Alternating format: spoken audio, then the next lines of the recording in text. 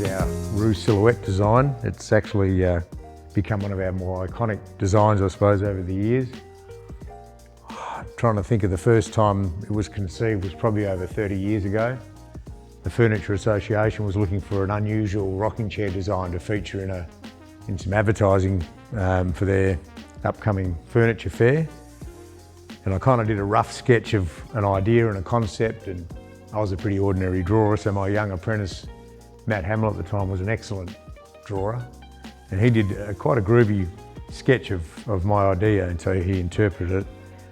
And funnily enough, it never got the Guernsey as the advertising icon, but a few years later I decided to make it up as a rocking chair. So it's a kind of a whimsical look at our kangaroo, the big red kangaroo. So it's got little arms and the head and the ears, and just a really graceful swing of the sweep at the bottom as a tail. Got to use your imagination a bit, but it actually has become quite an iconic piece, and we've since shipped them all over the world in different timbers, in Sheoak. This one's Sheoak. We've done them with Sheoak, with silky oak heads, all the timbers, Jarrah, Blackbutt, Marri. It's got some great joinery in it. It's got some really nice bridle joints down here, and just that beautiful sweeping line. Kind of looks like it defies gravity a little bit, because you'd think this would be a weak point, but its strength comes through this back, which transfers down to a lower rail, so it's actually incredibly strong. It's quite big, because I've kind of made it for my frame, but it rocks really nicely.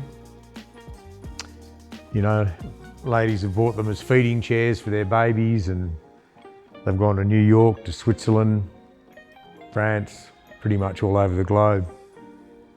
So yeah, it's just been, and they're beautiful to make, just because of the flowing lines, and they're fairly challenging with the joinery that's involved. So yeah, it's a great piece, and it's one that's been celebrated, yeah, as I say, for over 30 years now.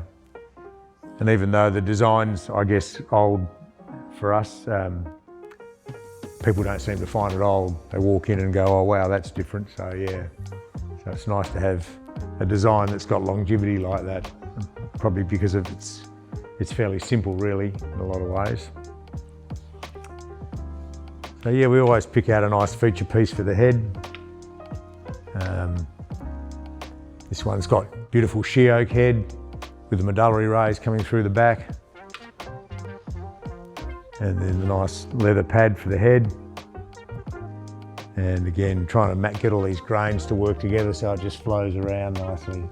Yeah, I actually made one of these out of Jarrah recently for a customer, and I hadn't made one personally for quite a few years, and I was actually really surprised how many patterns and jigs are involved in making this chair. There's just so many little pieces to it all, with all the different frame pieces and the arms and just the way everything has to fit together. We've got little jigs, and yeah, it's a surprising amount of patterns and jigs, and even components in each chair. So even though they look fairly simple, they're quite complex, and certainly have to be really, really precise when you're cutting them out and machining. In fact, I had to make two heads because I didn't line one of the patterns jigs up quite properly, and which made the eye just slightly off centre. So that was a complete waste of about 5 hours work. The joys of furniture making and trying to make things as close to perfect as possible.